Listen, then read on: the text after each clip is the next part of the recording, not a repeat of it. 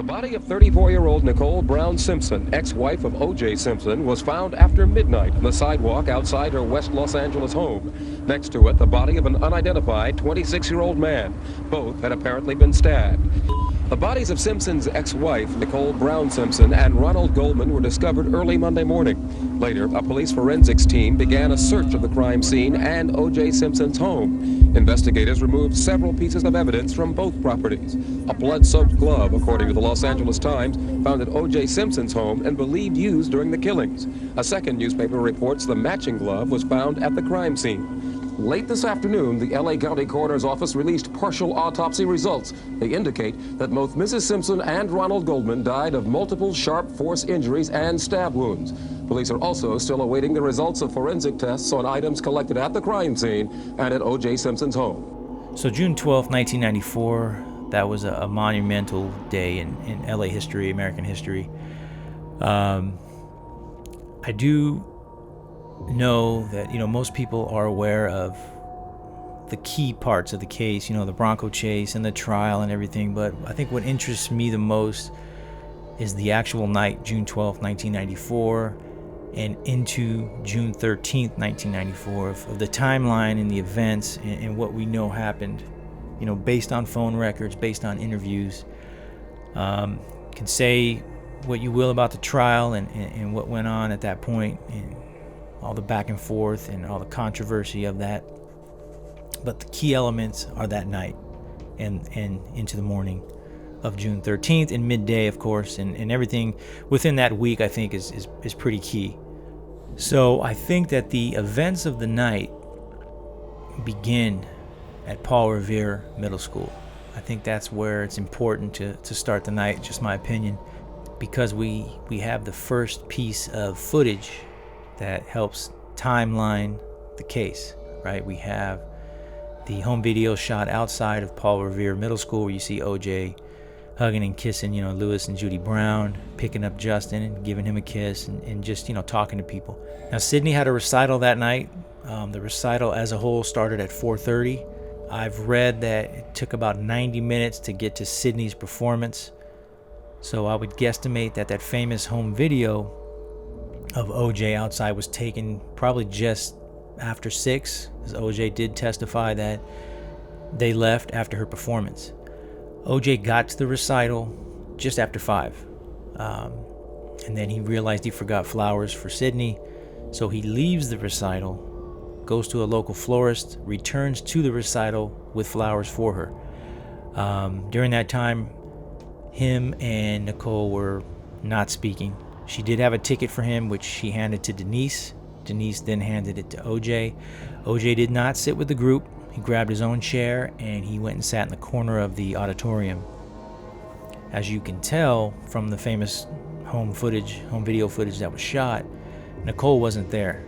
It was her family, it was OJ's friends and the kids.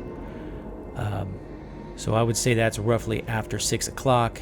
Okay, we're here at Paul Revere Middle School, and everyone's seen the famous footage of OJ and the family here during Sydney's recital. It all took place in this area here. This is it. I believe they were standing somewhere in this area there, by the fencing, by the wrought iron there.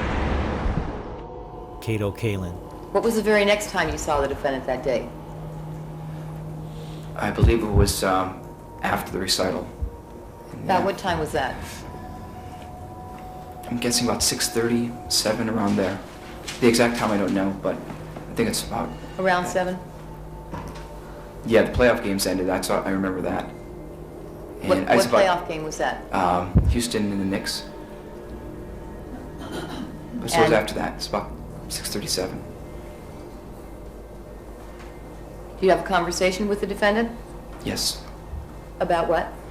I asked how the recital was and how Sydney was, and she was great.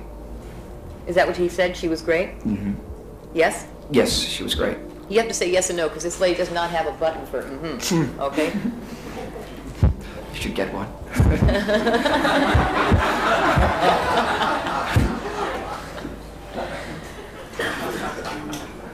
Hey, what was the defendant's mood like at that point, about 7 o'clock? Not upbeat, not downbeat. I thought he was tired. Did he seem relaxed? Yes. Make any mention of Nicole? At the second conversation, Yes, at about 7 o'clock. Did the defendant mention anything to you about Nicole? that you saw her at the dance recital. And what else did he say? That her and a friend, they were wearing tight outfits. And And it make was, some mention about that? Make some comment about that? it was a comment of being able to dress that way when they're older. And what was his tone of voice? Was it angry? No. What was it? Kind of matter of fact. What was he saying? He wondered how they'd look in those outfits when they got older? Yes. Was that it? I'm No, it asking was- you. Oh, it was the exact wording, I don't know, was if they're going to be grandmas, they can't wear those outfits. Something like that. So, when they're older. Okay. So you spoke to the defendant for how long at that point? I don't know the exact how many minutes. About a half hour. What happened after that? I asked if I could take a jacuzzi. And did he say yes? Yes. Did you do that? Yes. And for how long did you stay in the jacuzzi? I stayed in there about a half hour. Had you ever used the jacuzzi before? No. Was that the first time? Yeah, I mean, I swam in it once before, but I never actually used it, sat in it to use it. How long did you stay in the jacuzzi? I think it's about a half hour. So you got out about when? I think when I got out of there it was about 8:30. About. And after you got out of the jacuzzi, what did you do next? I made a phone call To who? to a friend named Susan. And while you were on the phone, did you have contact, when you were on the phone with Susan, did you have contact with someone else? No, I don't think it was. Did you see the defendant while you were on the phone with Susan? No. I think it was after he came to my room. The defendant came to your room? Yes. And what did he say to you? That I forgot to turn the jacuzzi off. And by that time, were you still on the phone with Susan? Or had you hung up? I think I hung up. And what did the defendant say to you? To remember to turn off the jacuzzi next time I use it. And he asked me if I was done with the jacuzzi, and I said, yes, I'm done. Sorry, I didn't turn it off. And did you come out of your room to say that to him? To have that conversation?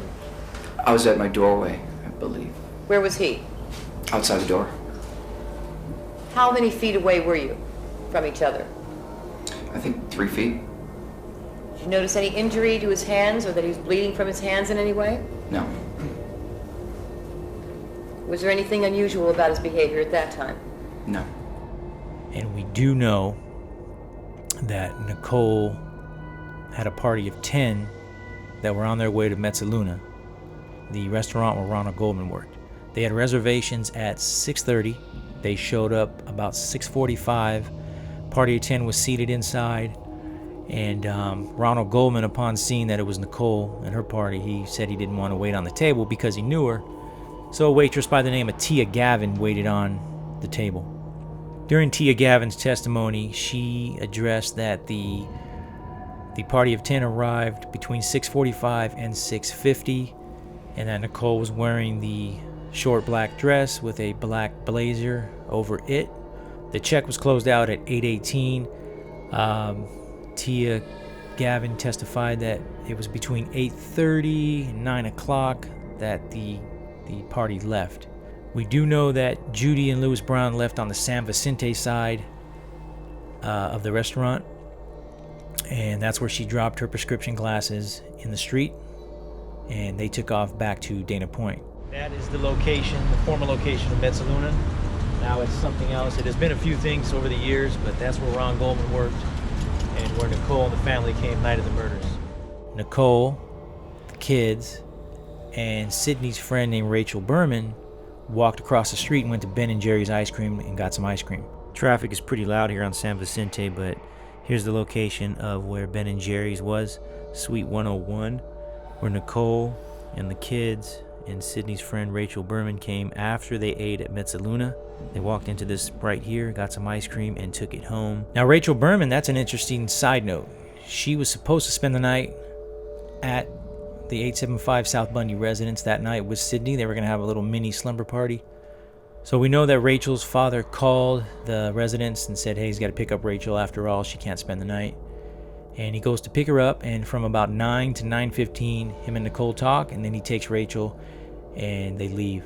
And that's an interesting piece of, I guess, trivia, if you want to call it. I think that it's a big what if, because what if Rachel had spent the night? Now, I know when I had slumber parties as a kid, we would stay up late, be in different parts of the house, hanging out. So Rachel and Sydney could have potentially been awake during the murder and potentially could have seen something, or maybe even stopped it if, the assailant had seen them in the living room, or they could potentially have been in danger themselves. So at 9:37, one of the employees there at Karen Crawford receives a phone call from Judy Brown stating that she thinks she left her prescription glasses there, or she dropped them somewhere near the restaurant. So Karen Crawford tells her to hold on.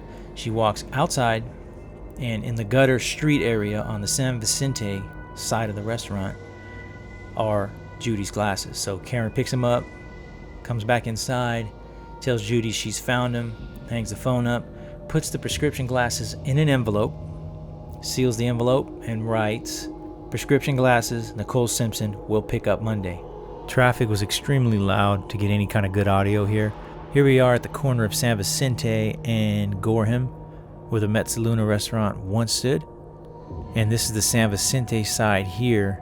This is where Judy Brown dropped her prescription glasses into the street gutter on the San Vicente side of the restaurant. It was in this area right here. Now, a few minutes later, she receives another call. Karen Crawford.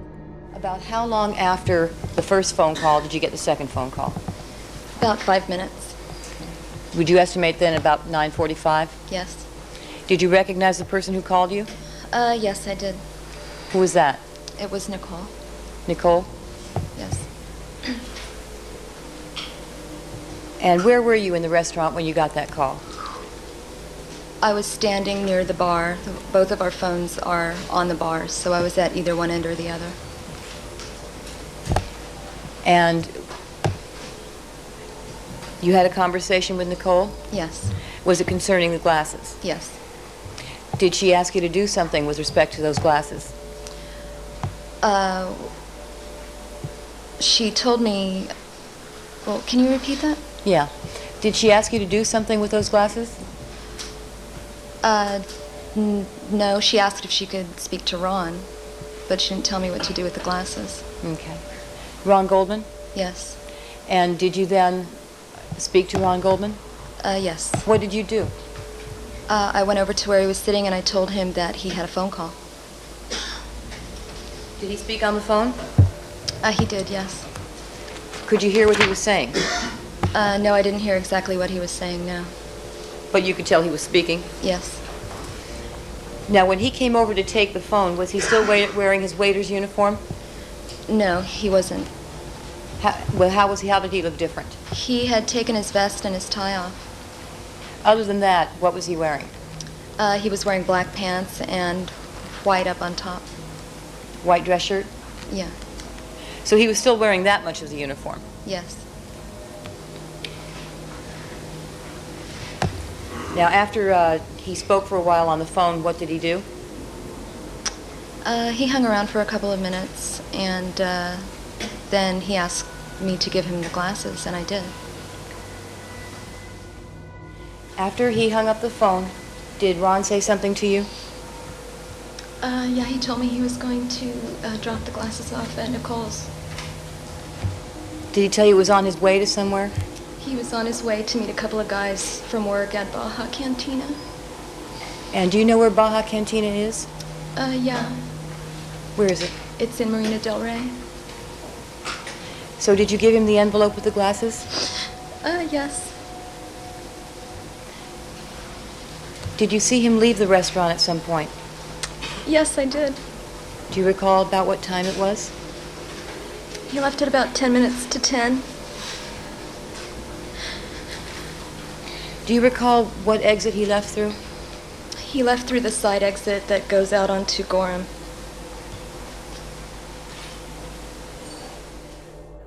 Ron clocks out at 9:33 p.m., but he doesn't leave right away. He hangs out with a couple of the managers, a Richard Arbolino and a John DeBello, Karen Crawford. Okay. Do you recognize what's being shown there? Yes, it's a time card. All right. And is that Ron Goldman's time card? Yes. And that's for the week ending June the 12th? Yes. Can you see Sunday, June the 12th indicated on that card? Yes. And it shows that he came in what time? He came in at 4:30. And that he clocked out at what time? He clocked out at 9:33. Then he was hanging around the restaurant for a while before he actually left when you saw him leave at about 9:50. Yes. He takes off his tie, takes his vest off, loosens up, gets a bottle of water, mineral water, and hangs out and leaves probably around 9:45 to 9:50-ish. He leaves out of the Gorham side of the restaurant and heads to his apartment, which is only just over 300 yards away. He goes home. We can presume that he changed. It was found in the autopsy that Ron had some type of salad. So we know that his clothes were found draped over the door. So you figure if he leaves at 9:48 to 9:50, gets home, let's call it 9:55 to 10 o'clock, borrows his friend's car, and Andrea Scott borrows her car and drives it to Nicole's and parks on the east side of her back alley to return the glasses. And we all know what happens then. Now, that puts it just after 10. So anywhere from 10 to 10:15, I believe that's when Ron arrived there. White dress shirt.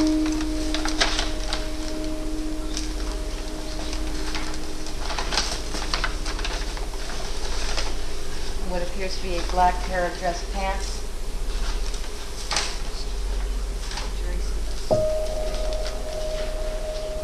Do you recognize what we're showing you here? Yes. What is it? It's Ron's shirt and pants. Yeah.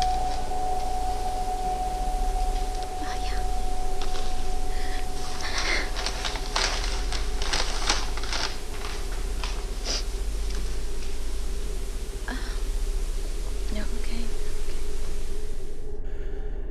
During testimony, though, John DeBello, the manager, he thought he saw Karen Crawford pick the glasses up off the sidewalk on San Vicente, but Karen Crawford confirmed that no, it was in the gutter pavement walkway area on San Vicente is where Judy dropped him getting into her vehicle. Okay, Miss Crawford, do you recognize what's being depicted in this photograph? It's an envelope.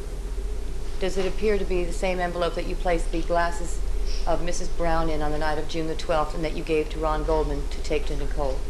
It looks like it, yes. Thank you. I have nothing further. Now, the Ben & Jerry's was across the street from Metzaluna. And like I said, the group walked across the street and grabbed some ice cream. And the ice cream is a key factor too. Well, a potential key factor, because we know that it was found on the bottom of the banister leading to the garage from inside of the condo. The spoon was on the floor, so it had melted. So somebody left it there. So I remember the day it happened, June 12th, 1994. I was 19. And I just remember seeing the news coverage on it. And of course you get more familiar with it and your interest grows. And I remember it was growing fast back then, because even back then we would drive down to the crime scene and to OJ's. And back then it was, a lot different than now. I mean, that was 26 years ago. But back then, I remember when we first went to Bundy, the walkway was accessible to a point because they had a bunch of potted plants. The plants that you'd buy like at Lowe's, at Home Depot, they'd come in those black, holders. They had a bunch of those crossing or filling up the walkway. so it was blocking anyone from walking on there. But you could still see through the gate. It was surreal to see. The back alley on the west side of her condo, that was accessible because that's like an in and out for everyone to pass through and park their vehicles. So we were able to go there. Another time we went, we were able to walk right up to the gate. You know, this could have been several months after, and we were able to do that. And OJ's, you know, that was a circus going over there. I'd been there a few times. The case continues to draw interest from me. I don't think it's ever really going to go away. It's one of arguably the most popular, you know, double murder in LA history, and arguably American history, considering who it was that was accused of this crime, O.J. Simpson. What you are looking now is a police chase of Simpson and his friend Al Cowling. The finish to this bizarre case began with that picture you're looking at now. Roughly 18 police cars picking up Simpson's trail as he and another man, Al Cowling, rode along a Los Angeles freeway in that white Ford Bronco that you see in the center of the screen and that you see now turning into the driveway of O.J. Simpson's home. That's when the pursuit began to end. During the hour-long journey along the city's highways, the LA highways, Simpson was said to be seen riding in the back seat, holding a gun to his head. The driver is his old friend and former teammate at USC and with the Buffalo Bills, Al Cowling. All this capped a day in which the LA District Attorney announced that O.J. Simpson would be charged with 2 murders, and instead of surrendering as promised, Simpson fled. And his lawyer later told reporters that he feared that Simpson was suicidal. Alan Park, the limousine driver that night for O.J., was slated to be at Rockingham by 10:45 to pick O.J. up and take him to the airport for an 11:45 flight. Park wanted to be to 360 Rockingham by 10:35, just to be about 10 minutes early. He ended up getting there at 10:22 to 10:23. Alan Park, because he's a limo driver, he stated that he's always looking at the clock because he's got deadlines to pick up people, drop people off, flights to make, so on and so forth. So his timing is precise, it's accurate.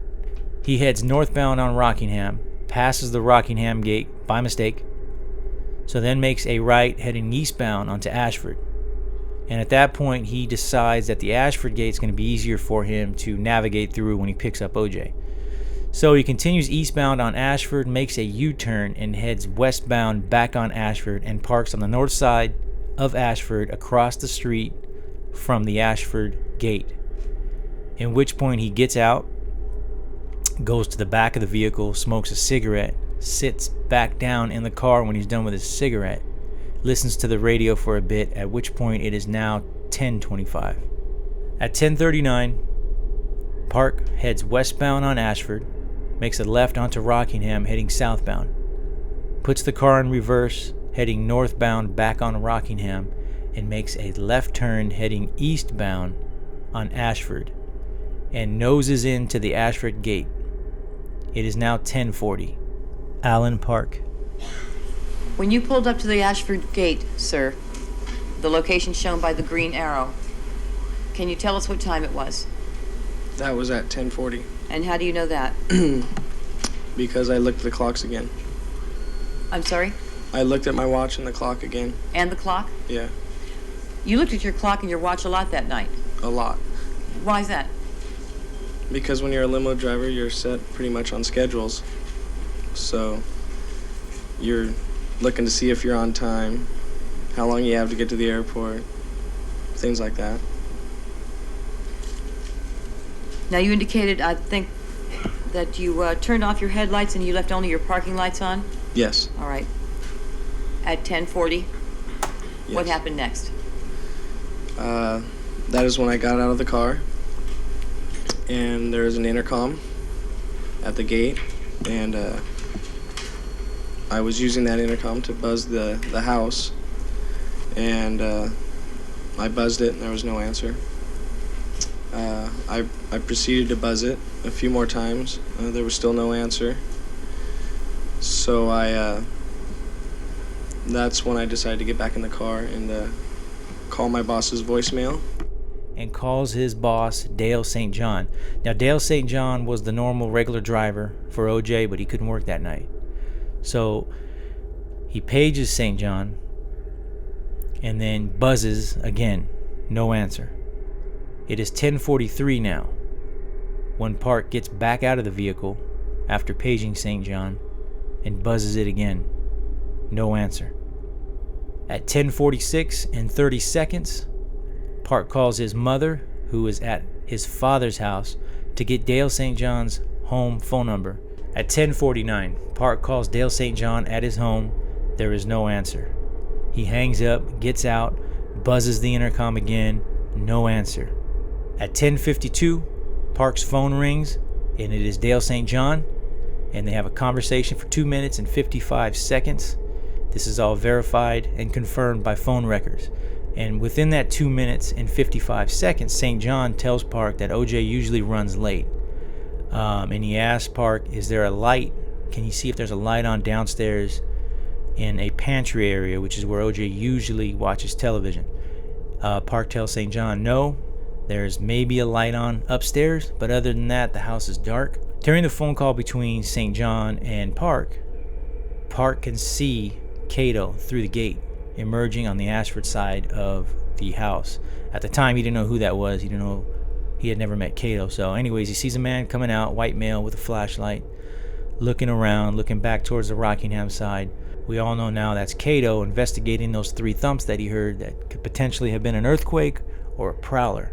Park and St. John end their phone call at 10:55 and 12 seconds, all confirmed by phone records.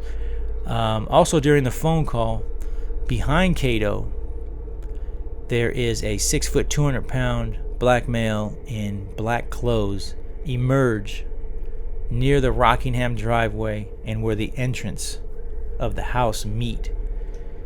This figure crosses over the entrance and walks into the house. This figure walks into the front door. Alan Park talks to his boss for about 30 more seconds and hangs the phone up, in which point Park gets out, buzzes the intercom again, and within seconds, it's OJ, and says he overslept, he's going to take a shower, he'll be down in a few. Alan Park. When did you first see this person? It was almost simultaneously. It was seconds after I saw him. And this 6 foot, 200 pound African American person in all dark clothing, was he moving? Was this person moving quickly or slowly? Not quickly, not slowly. A good pace walk, it seemed to be. And moving in what direction, sir? Into the house, or towards the house. Did you form an opinion as to whether this was a male or female? No. And when you saw that person, did that person walk into the entrance? Yes. After that person walked into the entrance, what did you do? I then proceeded to, I was still talking to Dale at the same time. I said, somebody's here. He said, fine, finish the job, take him to the airport, and I'll see you tomorrow or whatever. I hung up the phone and I still waited it was about another 30 seconds or so before I got out of the car. But before that, I was still waiting for somebody to open the gate. I figured somebody was going to come open the gate for me. Okay. They still didn't. How long after you saw the 6 foot, 200 pound person in all dark clothing go into the house did you continue to talk to Dale St. John? Oh, it was just anywhere between 10 to 30 seconds. It wasn't very long. So on the phone bill in front of you, sir, on that last call where it indicates 10:52 and 17 seconds, does it indicate how long the phone call was for, the duration of the call? Yes, 2 minutes and 55 seconds. Okay, and does that comport with your memory of the length of the phone call? Yes. So you would have hung up with him at 10:55 and 12 seconds? Yes. And it was within the last 10 to 30 seconds of that call at 10:50, of ending that call at 10:55, that you saw this 6 foot, 200 pound person go into the entrance? Yes.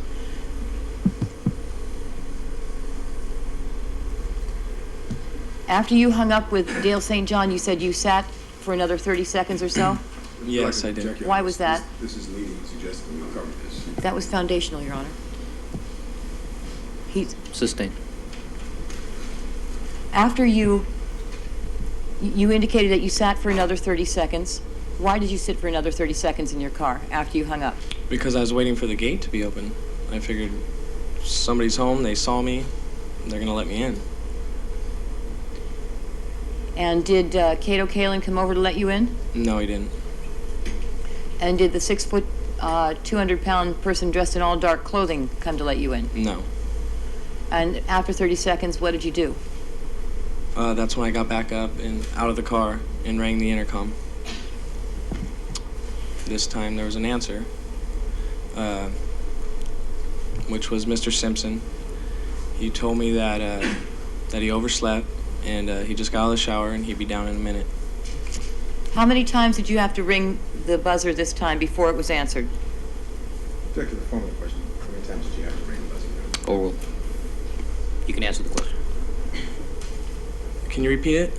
How many times did you have to ring the buzzer this time before it was answered?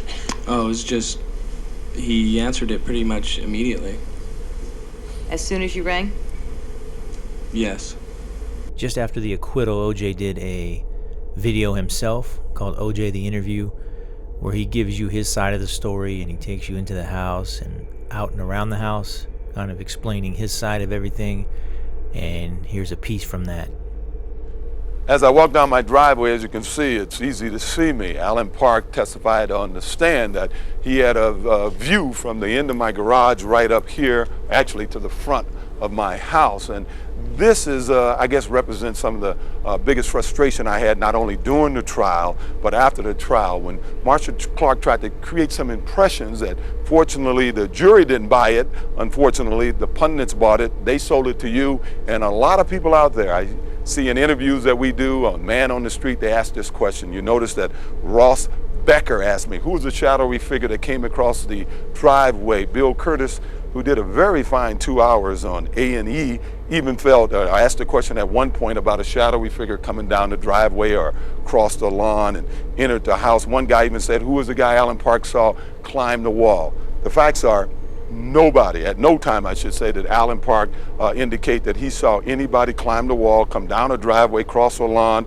or even come across the driveway. That was a figment of Marsha Clark's, in her mind, and she tried to sell that to you, and unfortunately a lot of you people bought that. What Alan Park testified to, that there was a person that was right about here. He put an X on an exhibit to prove it. Right here was where my golf bags were placed, where I walked out of my house, put my suit bag down, looked into my golf bag. When he was let into my property by Cato Kalin and they arrived here, right here was a suit bag, which Alan Park thought was a duffel bag. As we know now, it was a suit bag. Later on, you saw me on the plane and got off the plane with it, and my golf bag. That's all he saw. In the time he arrived here was 10:20. I guess he was here until after 11 o'clock. That is the only activity outside of my house that he witnessed. Well, the problem with that, in my opinion, is it's completely inconsistent with what Alan Park testified to. After the phone call ended, per phone records, at 10:55 and I believe 12 seconds, somewhere in there, it was just before that hang-up, is when Alan Park saw that figure come across the entrance area and then into the entrance of the home. After Park buzzed again, OJ answers the intercom, saying that he overslept, he just got out of the shower, and he'll be down in a minute. And that's completely inconsistent with what OJ's saying here, that he was outside with his bags. If he was not just getting out of the shower, if he did not oversleep, there would be no reason to say these things. And by the way, nobody was answering the buzzer. Nobody was answering the intercom up until after 10:55. And OJ had a flight to get to. So you would think he'd be listening out for his intercom or his buzzer to buzz back. So it's just completely inconsistent with what actually happened that night. Cato opens the gate for Park. Alan Park pulls into the Ashford side of the house and pulls up near the front door area of the home.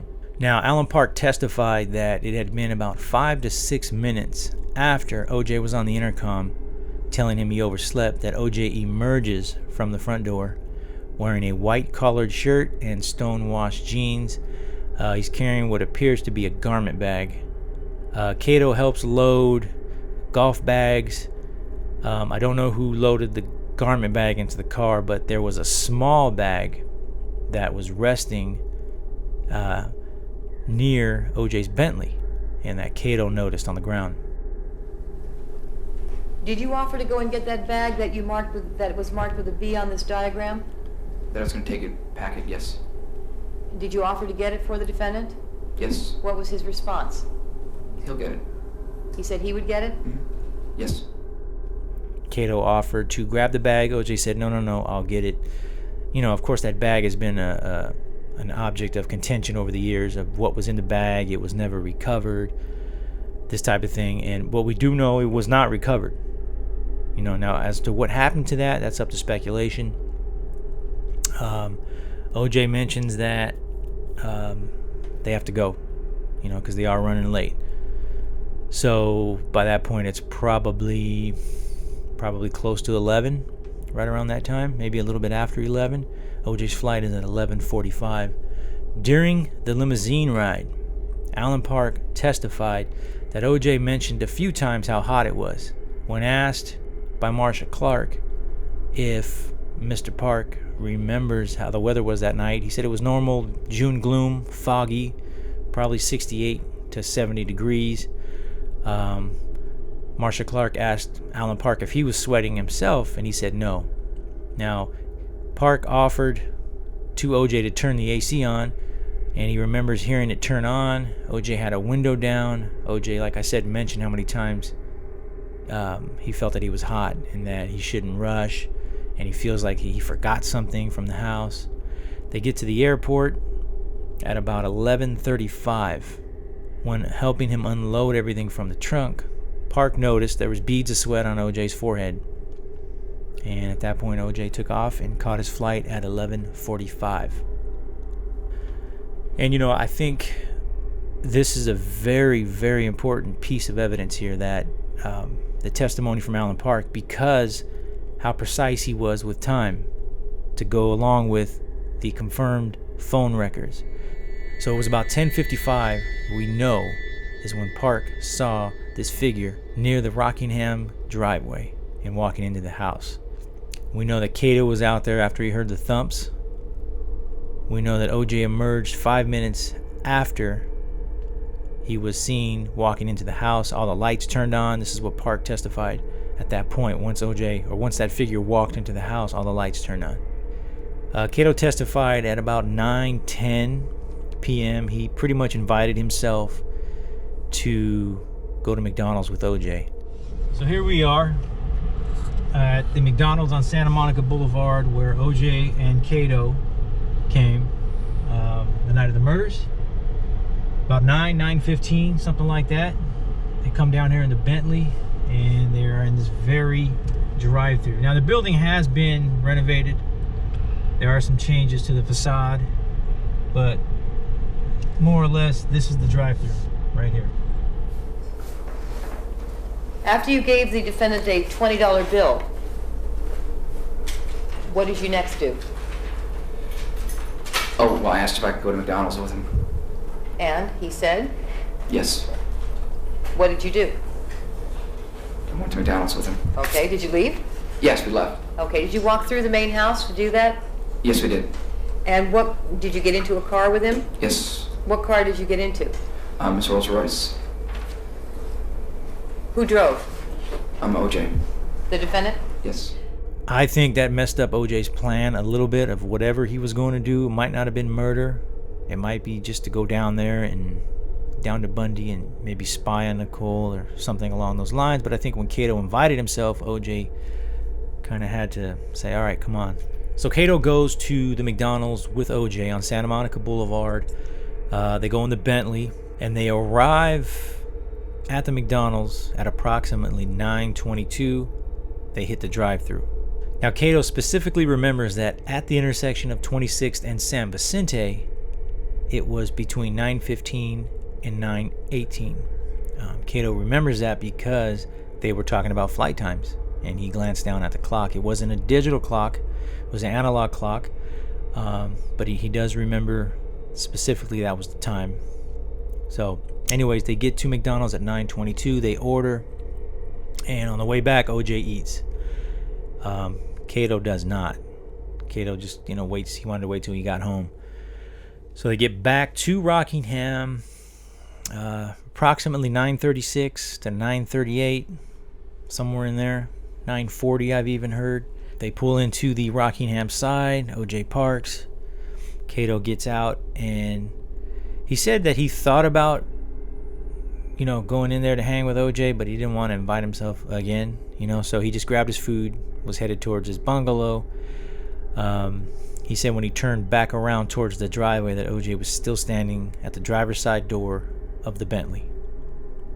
So Cato gets back to his room. He makes a phone call to a friend of his named Paul, who he hung up on earlier and said he'd call him back. So he made that good, called Paul back, ate his food. He was messing with a typewriter that he wanted to get working that OJ gave him, and he couldn't get it working. At 10:10, he calls a friend of his named Rachel Ferrara. Rachel had known Cato, I think, for probably 5 months, 6 months, and she had been over to the house before. She had spent the night at the house before. Anyways, they started a phone call at 10:10. During that phone call, probably about 30 minutes in, 35 minutes in, Cato heard the three thumps, the famous three thumps that he heard. Now, he had behind him, on the outside of the wall, his wall, was the air conditioning unit. So Cato heard what he thought was three thumps. So he asked Rachel, hey, did we just have an earthquake? And she said no. So he gets off the phone with her and goes outside to look around. And at that point, Cato was pretty scared. Thought maybe it was a prowler outside or something. So after hearing the thumps, talking to Rachel about it, Cato hangs up with her and eventually makes his way outside, looking in the backyard, the walkway, because he said a picture had shook. So he comes around the back side of the house towards the Ashford walkway and is kind of slowly looking around, being cautious. He said he was scared, and that is the time that Alan Park sees him while Alan Park is on the phone with his boss, Cato Kalin. So I made another phone call. Who did you call? My friend Rachel. And what time was it when you called her? I called her at about 10:10, around there.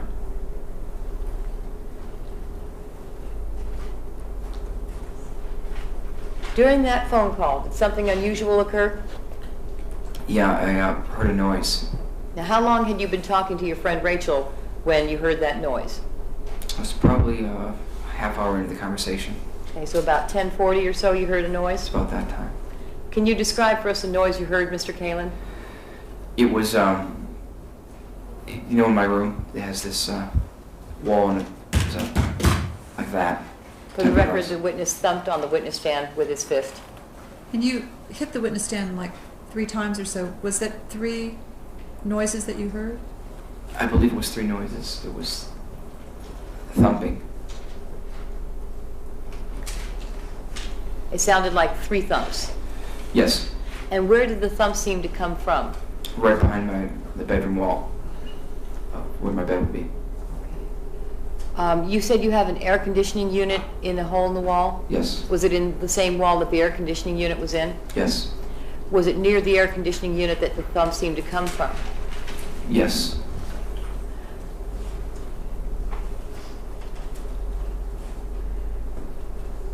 What happened when you heard those thumps? Well, I was on the phone and I asked Rachel, I said, I think we had an earthquake. Do we have an earthquake? And no, she'd said, and I noticed my picture would move, so I started thinking that maybe there was a person back there. And then I have this little flashlight, and I was going to investigate. So there was a picture on that wall also. Is that yes? Yes, there was a picture. And that moved when you heard the noises? Yeah. Almost moved off the wall. He comes around. He doesn't open the gate right away for Alan. He figures that someone inside will open it. That really wasn't his thing to open the gates. He just lived there. But he eventually does open the gate up, and Park pulls in And they have some small talk about, hey, was there an earthquake? And Park said, no, I don't think so. I didn't feel one. And then at that point, that's when OJ emerges in the white collared shirt with the stonewashed jeans, and they load the bags in and get in the limo and take off. Which we've heard a lot about. Once again, when I was talking about that A&E 2-hour special that I saw the other night on the trial, and Bill Curtis made a point there saying this was a unit that Cato Kalin heard 3 loud thumps from. Well, Cato Kalin at no time in this trial said that he heard 3 loud thumps from the air conditioning unit. Once again, that was one of Marcia Clark's theories. She said that. What Cato actually said, and he demonstrated when he was on the stand with the table in front of him, that he heard 3 loud bumps, sort of like that. Now, I don't know what that could have been. Maybe it was a signal. I have no idea. But he never said that he heard anyone hit this air conditioning unit. That was a theory of Marcia Clark's. Now let's take a good look at this air conditioning unit. You can see there's some slats here. They face outward. It's head high. So one would think if anyone ran back here in the dark and ran into this unit, that they should have sustained some type of bruise, some type of injury. And of course, if they were bloodied and had blood on them, there should have been some fabric or some blood on that unit. Right down here, about 4 or 5 feet from this unit, is where they found, or where they claim to have found, the glove. One very interesting thing about that glove, there was no debris on it. There was a lot more here then than there is now. And one key thing about that glove, when Furman saw it, he said it was still wet, it was thick. We did some experiments with that with experts, and they all told you that there was no possible way 7 hours later after this crime that glove could still have blood on it, could still be wet and still be bloody. That was, I think, an experiment that I can't recall now if we really got it into evidence or not, but we know, and the public should know, that was an experiment that was done, and it proved that that glove should have been dried by that time in the morning. Now, let's go around front again, and I'll show you some more interesting things. One other point I should say, once again, these berries that were here were also at Nicole's house. If someone walked out of that or walkway to the side of her house, and if they went into that Bronco, there should have been some debris, some leaves, some berries. The same should have been detected in my home. I have some very light carpeting, which I'm going to show you in a minute. If someone ran through here and then went right into my house and went up that carpeting, stepping on these berries, one would think there'd be some trace of that on this very light carpeting. Let's go around front. Did you discuss with the defendant the earthquake that you thought you felt, or the prowler that you thought might be there? Yes, I did. What'd you say? I said, OJ, I heard this noise. I thought something might be back there. Were you still pretty excited about that? Pardon? Were you still pretty excited and upset about that? Yes. So I said, this flashlight, it doesn't work very well, and I need a better one. So I asked the limo driver if he had a flashlight, and he said no. And then I asked OJ, and he said, you go inside and we'll check for one. And then did the defendant go back in the house? Yes. Did you go with him? Yeah, I was behind him. What happened then? Went into the house, and then OJ said, is that the right time? And I was behind him, and I said, yeah. So then he had to catch his flight, so I hurried up, got him good going. I said, come on, you gotta catch the flight. So then he got in the limo. Now, do you recall having a conversation after you told the defendant about the earthquake, in which you agreed to both search the property? Yes. What did he say? What did he tell you? That we'd check it together. And then what did you do? Oh, we were gonna get a flashlight, so I didn't get the flashlight. So I never checked on it again. So you did not separate and go and look around the property? No. So now let's get over to 875 South Bundy Drive. During that time, we know a few of the neighbors heard the dog barking at about 10:15, and that's very important. One of the neighbors was Pablo Fenves. Now, Pablo lived on Gretna Green. His back part of the house overlooked the alley that Nicole Brown Simpson's condo was on, so they shared the alley. He was, I don't know, a couple hundred feet north of her, maybe less than that even. So he was able to see her condo, not all of it, just a portion of it. But he said, the 10 o'clock news was on for a few minutes, and it was about 10:15 that the dog started just wailing, barking. It was a different kind of bark. It wasn't a normal bark. It was almost a cry or a howl. Eva Stein lived just north of Nicole's condo. She was the neighbor just north of that. She also testified that she could not sleep. It was about 10:15. The dog was barking. Now, Eva Stein's boyfriend, a Louis Karp, wasn't home at that point. Now, he gets home from LAX at 10:45. He parks in the garage that's on the alley side of his building, and then goes out to Bundy to get his mail. And this was about 10:45 to 10:50, roughly in there. And he said the Akita was outside and being real aggressive, and it actually started coming towards Louis. So Louis backed into his side there and closed the gate to protect himself, because he said the Akita was going off. So there was another local resident that lived a couple of blocks away from Nicole, a Stephen Schwab. He was a dog walker in the area, and every night he had a routine. After the Dick Van Dyke Show, he would leave to walk his dog, and we're talking just right after the Dick Van Dyke Show.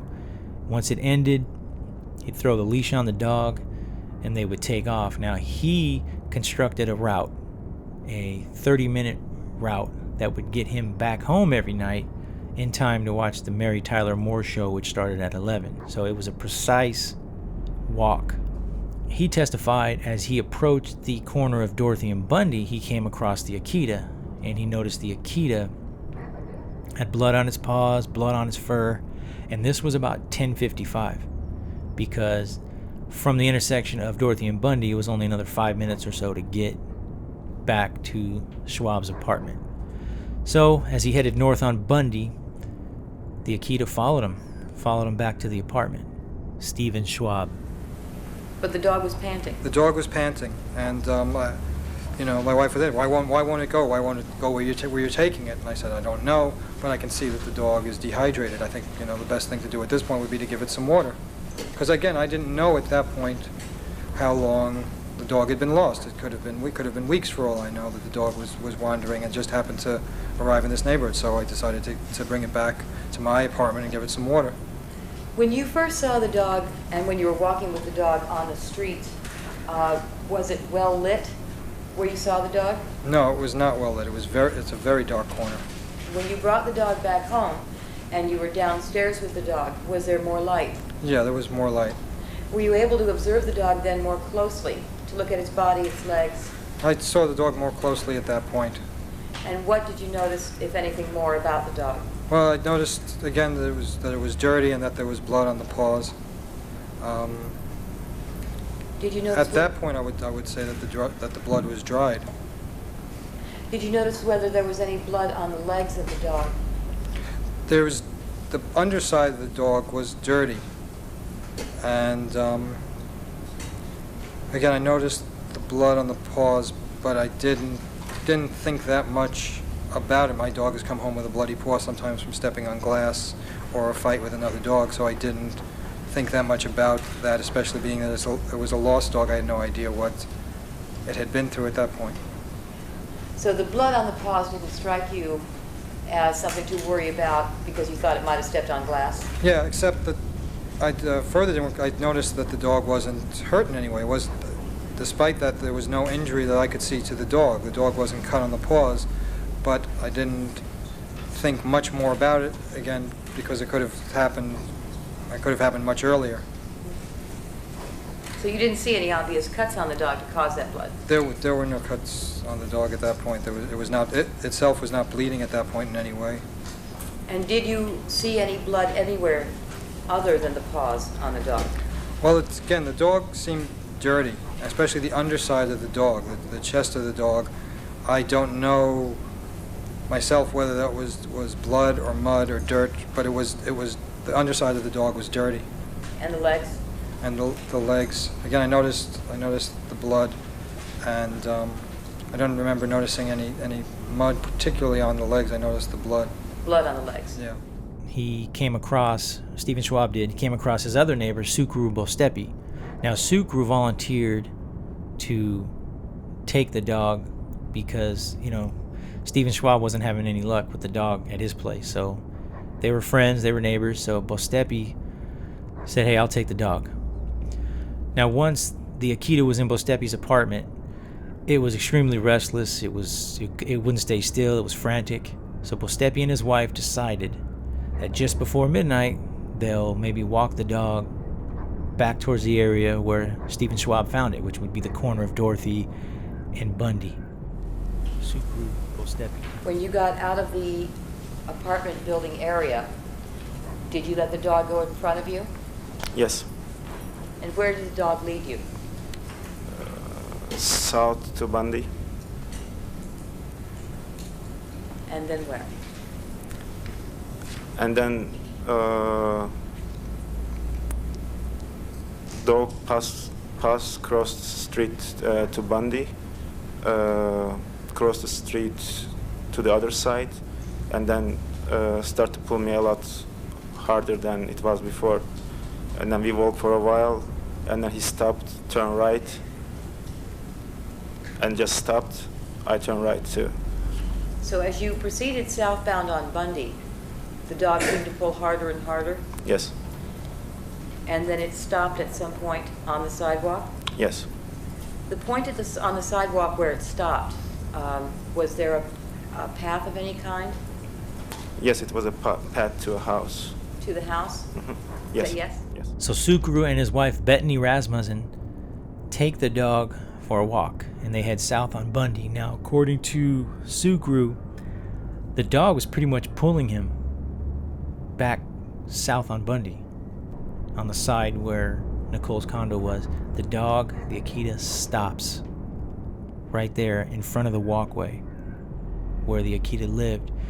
And at that point, Sukru and his wife Bettany turn and look to the gate, and they see Nicole laying there in a pool of blood. The gate was open. It was dark. Can you describe what else you saw in that area where you saw the woman? There was a lot of blood. I could see only from the street light, which comes from behind. So it was pretty dark, and I have seen only for a quick moment, and I just turned around and never looked at it again. If the dog had not stopped where it did, would you have looked up the path and seen her? No. Was there any light coming from the house near where you saw her lying? No.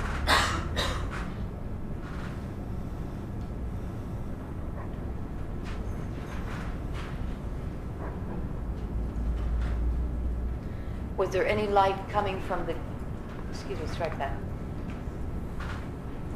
If you recall, was there a gate anywhere near where you saw the woman?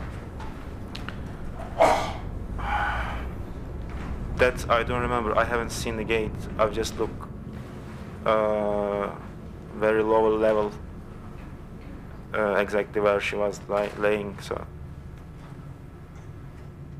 They run across the street and start knocking on the door of a Elsie Tistert, an elderly woman that had lived there 51 years. I may have pronounced her last name wrong, but anyways, she didn't answer. So they go to one house north of her and knock on that door, where a gentleman lets them call 911. The actual first call, the first two officers to arrive, Officer Risky and an Officer Tessares, I believe his name is. I could be pronouncing that wrong. They get there, but they go to Mrs. Tistert's house first because it was a 911 call. She thought somebody was breaking into the home. So the actual call wasn't for the bodies, the initial response. You know what I mean? It was actually Elsie calling the cops because she thought somebody was breaking in. So the two officers talk to Sukru and his wife Bettany, and they point them to the bodies. And Officer Risky testified that they only saw Nicole's body at first, so they walk up the grass patch on the south side of the walkway there, so they don't as to not step in any blood or anything. And right away, because it was so dark in there, they don't see Ron Goldman laying there. They eventually do, obviously, but that's what they come across, the two bodies. So when asked by Marcia Clark what Bostepi saw when he turned and looked up the walkway, and I quote, "I saw a lady laying down full of blood." Now there was another dog walker, a man by the name of Robert Heidstra.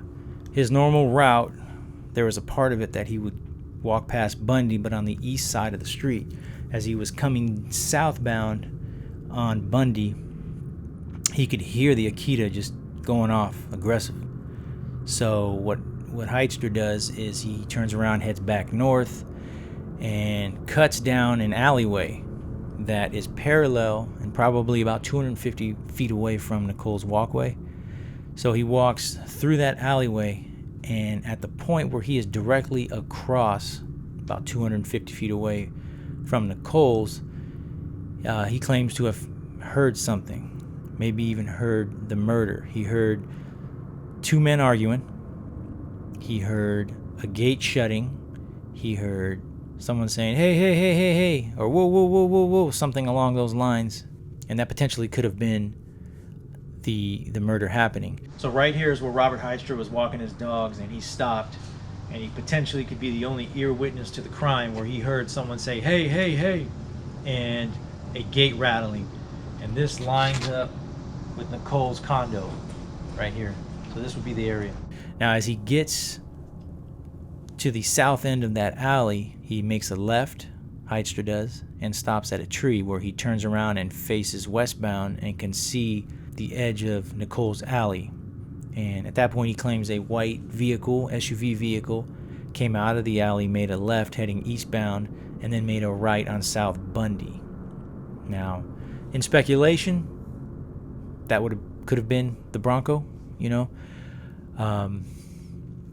I don't necessarily think that was the Bronco at that point, just because I don't think OJ would have taken that route, but it's all speculation, right? So according to Heidstra's testimony, it was around 10:35 p.m. he heard the two men arguing across at Nicole's condo. I've heard people say that maybe what Heidstra heard was actually Louis Karp shutting his gate because the Akita was out there barking. But that time is a little off from from what Heidstra says. But then again, it's all approximate times from these witnesses, right? They can only kind of try to pinpoint when it was. The fact of the matter is there was two bodies slain there around that time. There was a dog barking around that time. I think OJ would have pulled in heading northbound. And,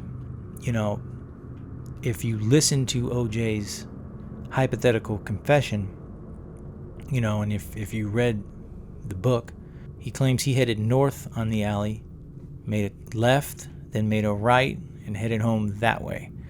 What OJ said his route was, if he did it. All right, it's if he did it. All right, so let's get to what we have at Bundy. Now, the first officers arrived probably about 12:01 to 12:05, and investigators poured in after that. Tom Lang, of course, Mark Furman, Van Adder, Brad Roberts. What Tom Lang noticed, and this was just after 4 a.m., I think is when he got there, there was footprints heading in a westward direction with 5 blood drops tailing west, heading back to the alley where the Bronco was parked. Wherever it was dripping from, it was in motion, right? Of course, there were size 12 Bruno Mollies. You can see from the footprints that the assailant stopped at one point, turned around and looked back towards the bodies, and then continued on. They did a stride analysis, which this is very interesting now.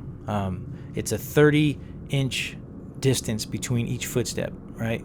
So the stride analysis measures stride in footprints, 30 inches. So what that tells authorities is that the assailant walked away. He didn't even run. To walk away, I think you have some kind of familiarity with the area, which is another reason why I think OJ parks the Bronco facing north in the alley. As we all know, those 5 blood drops matched O.J. Simpson's blood. There was blood drop on the gate of the rear exit of the residence. Just outside of the gate, there were 2 coins on the ground with blood around them, blood drops. And what Lang figured was the assailant pulled his keys out of his pocket and those coins fell out. In regards to what Heidstra said, and I said that I don't think OJ would go that way, but then again, you're asking for a reasonable explanation of an unreasonable crime, right? So, you can also say, why would OJ take a big white Bronco at night instead of a black Bentley? If he was going to go do this, which I think maybe, here's my pushback on that, is maybe he took the white Bronco because Cato kind of messed up the plans to take the Bentley down there, and that if Cato can't see the Bronco from the residence because the Bronco's parked outside on the street. So, maybe that's why he decided to take the Bronco. Because, well, having to go to McDonald's with Cato kind of messes up my timeline. I got a flight to catch, so let me go ahead and take the Bronco down there. Maybe not to commit murder. I don't think he went down there to kill her. I think it escalated to that. But what we do know, like I said, those size 12 Bruno Maglis match the Bruno Maglis that OJ's seen wearing in a few different pictures from a Buffalo Bills game that he was commentating. You can see OJ wearing the Bruno Maglis. That came out in the civil trial. And, I've heard people push back on that, saying, well, that could be doctored. Well, here's the thing with that. Those pictures were taken, obviously, before the murders. They were published in a Buffalo Bills newsletter that was mailed out to Buffalo Bills fans some 9 months prior to the murders. To have doctored Bruno Magli shoes on O.J. Simpson in a photo 9 months before the murder is ridiculous. Now, in 2006, which they just released the interview last year, O.J. sat down with Judith Regan to talk about, hypothetically, how it went down. He tells you what happened. The chapter 6 is called The Night in Question. And you write in the book, now picture this and keep in mind that this is purely hypothetical. Yes. Why don't you tell me what might have happened on the night of June 12th, 1994? And let's just walk through the night. One over there's got to stop, right? So we kind of hooked up together, and I'm kind of broad stroking this. We go over, get in the Bronco and go over. Let's just go back and do the details. Where did you park? To the detail. You park in the hypothetical in the alley. Right. You park in the alley. Yeah. And you put on a wool cap and gloves. In the hypothetical, I put on a cap and gloves. Right. Yeah. And you reached under the seat for a knife. I always kept a knife in the car for the crazies and stuff because you can't travel with a gun. And I remember Charlie saying, you ain't bringing that. And I didn't, right? But I believe he took it. Charlie took the knife? Yeah. In the book. Yeah. Yes. So the back gate, you go through the back gate? Yes.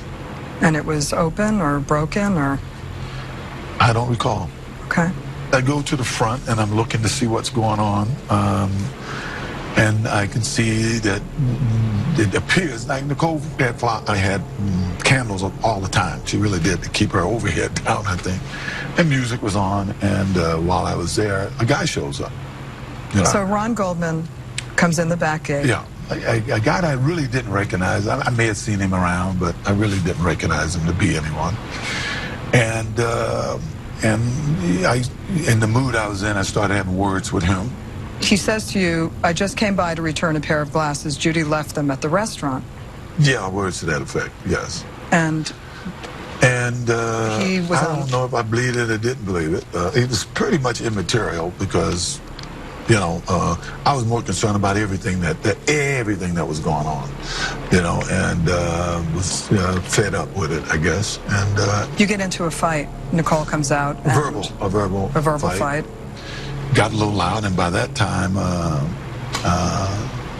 Nicole had come out, and we started having words about who is this guy, why is he here, what's going on. And she says, "This is my house. Get the F out of here."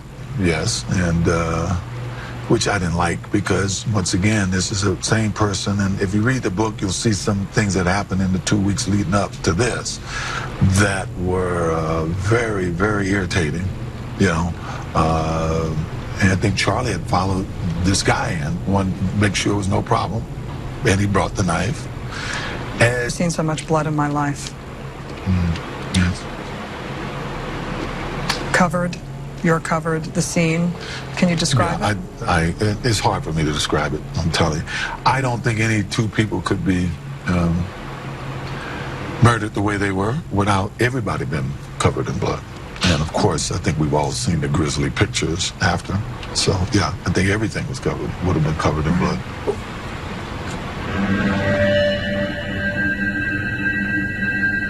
And what goes through your mind at a time like that? I don't know. It's like, what happened?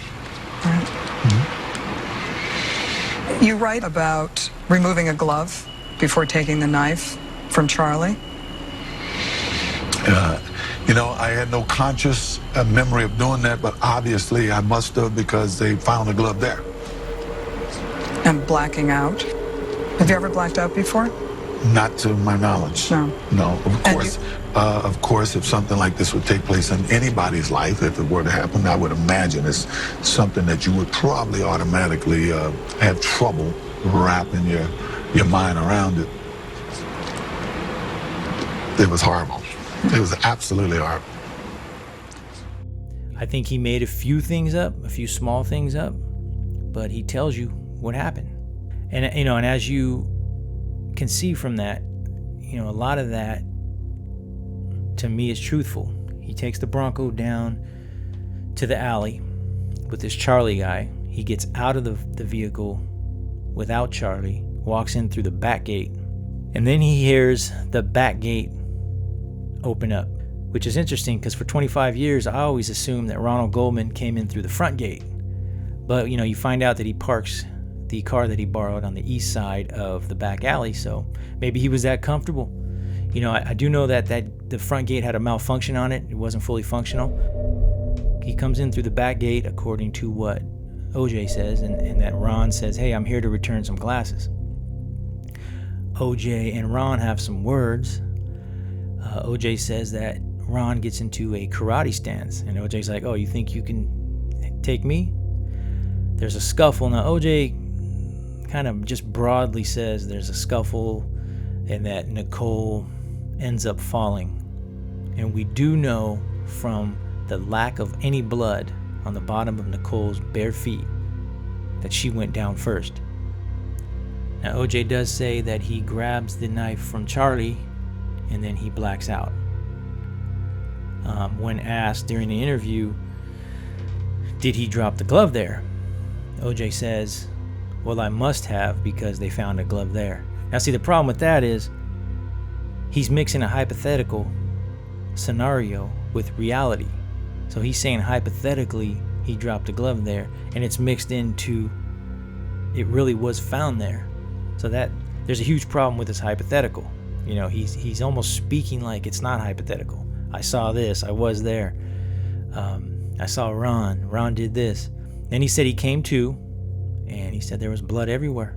And him and Charlie take off. He's got to get rid of the clothes. I think he said he left his keys and I think his wallet in the pants. He had to go back and get them. And then he says he gets dropped off on the street behind him and cuts through the neighbor's yard and then into his yard.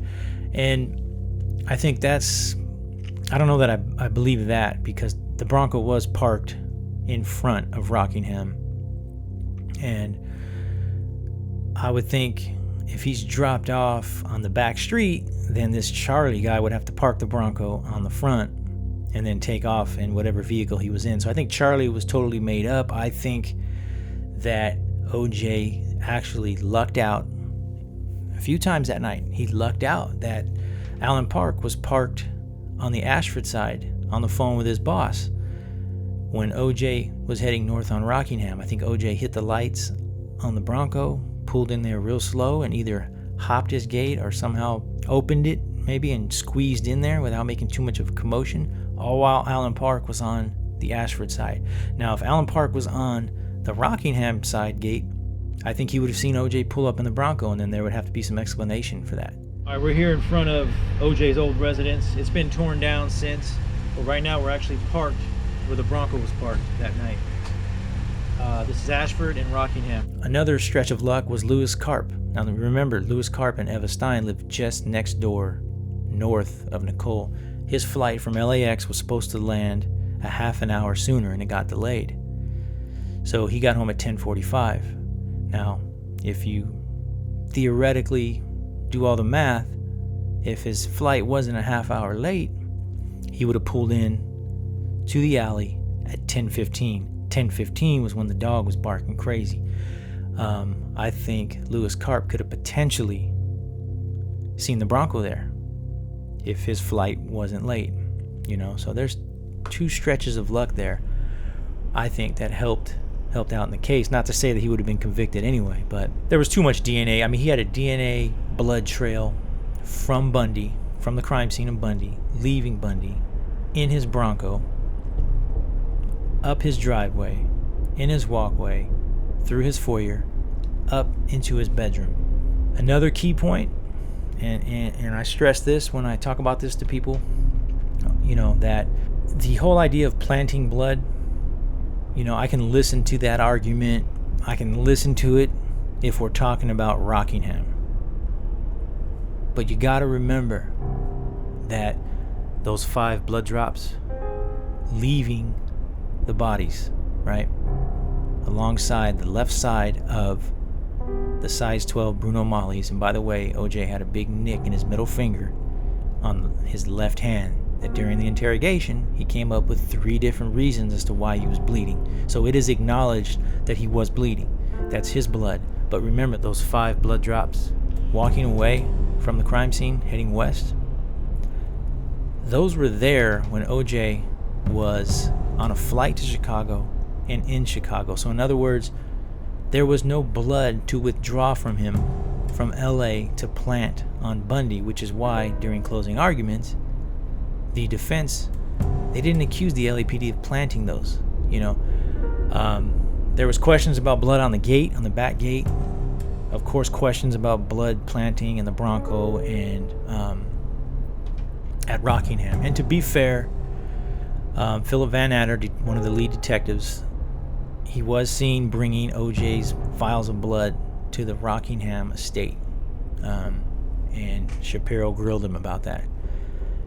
I don't think it was planted. I think it was just a mistake. Now, the criminalist was there at Rockingham, but I don't think Van Adder should have brought that blood there just because of, you know, the scrutiny and how it came back to haunt him.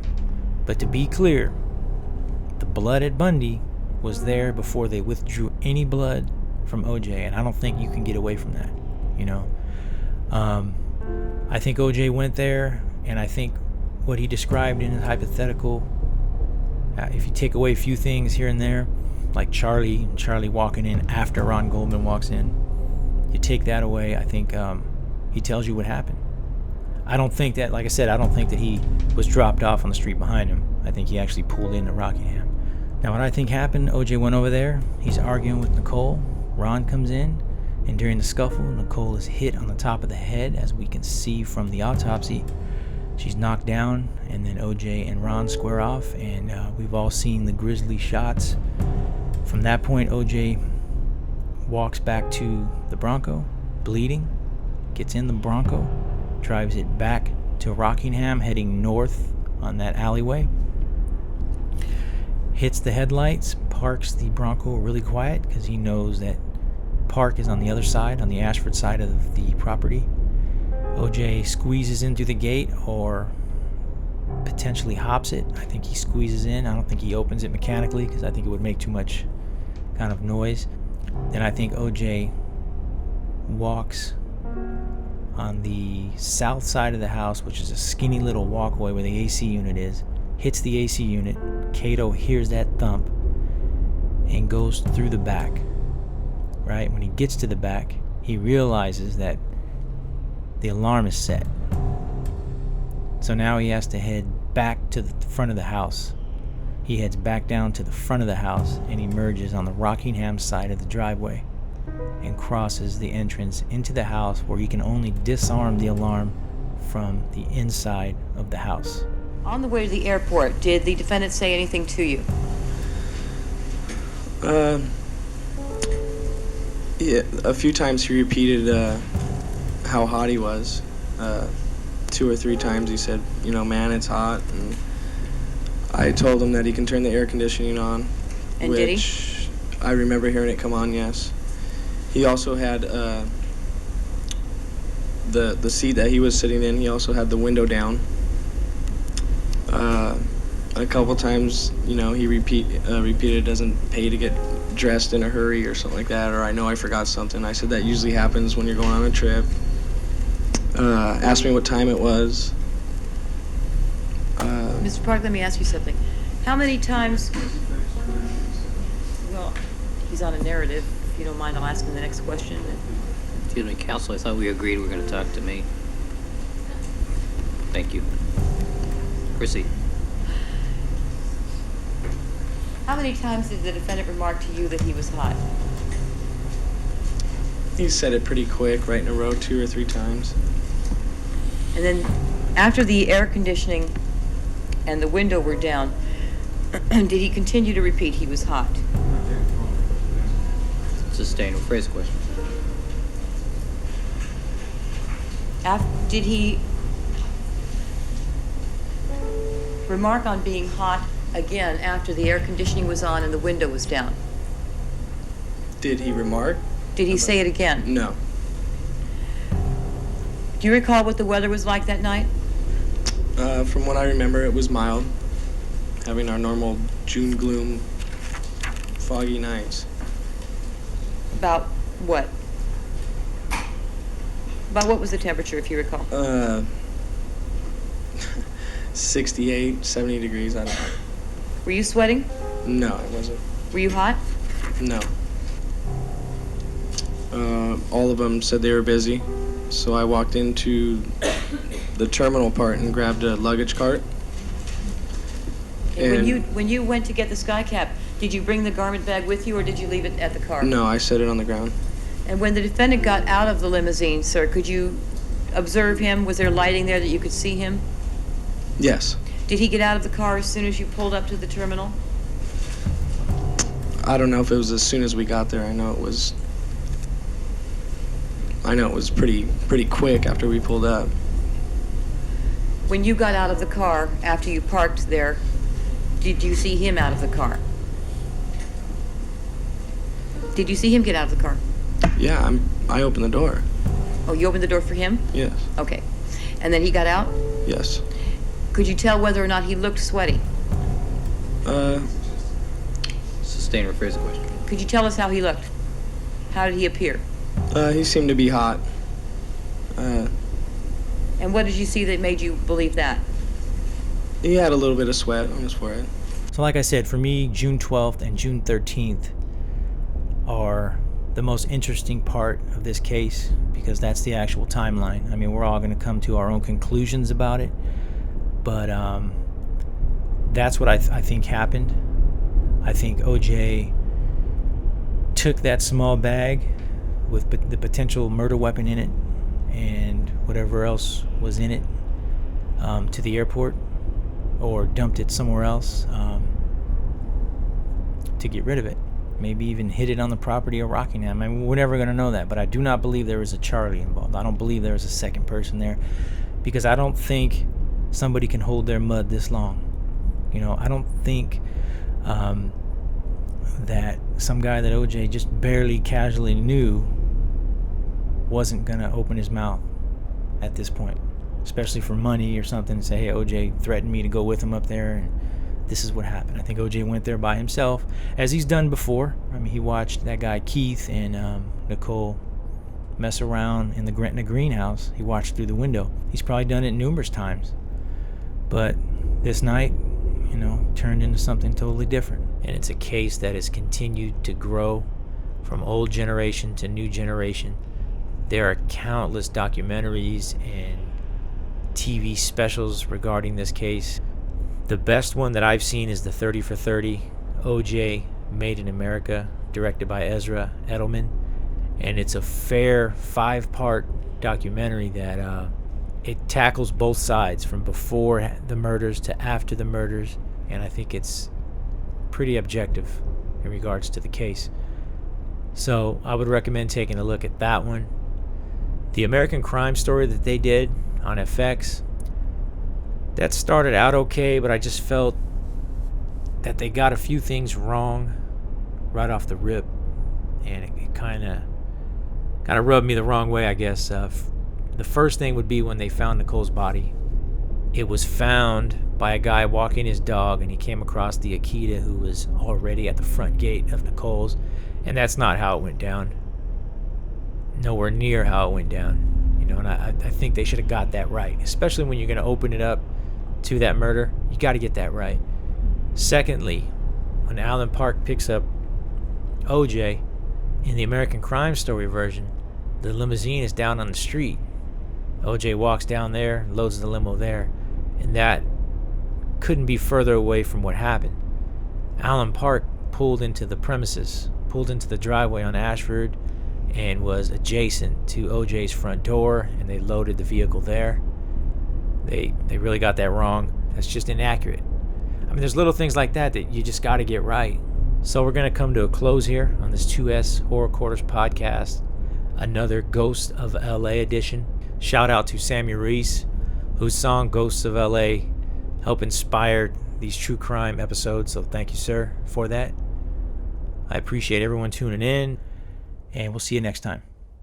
On June 12th, 1994, in the Brentwood section of West Los Angeles, 2 people were brutally slain in the front courtyard of 875 South Bundy Drive. One Ronald Lyle Goldman, age 25, and one Nicole Brown Simpson, age 35. Just after midnight on June 13th, 1994, their bodies were discovered by a local resident. Los Angeles, already well established throughout history, would somehow be put on the map again. Okay, we're here at Pierce Brothers in Westlake Village at the gravesite of Ronald Lyle Goldman, who of course died on June 12, 1994. And we wanted to come here and pay our respects to him. Much love, brother.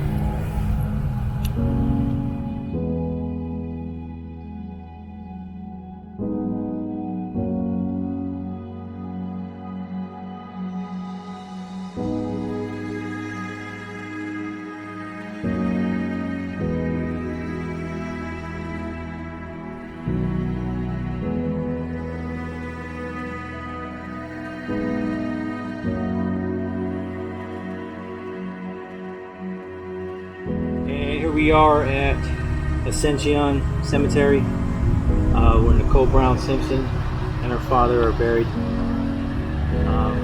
Just here to pay our respects again. Such a tragic death.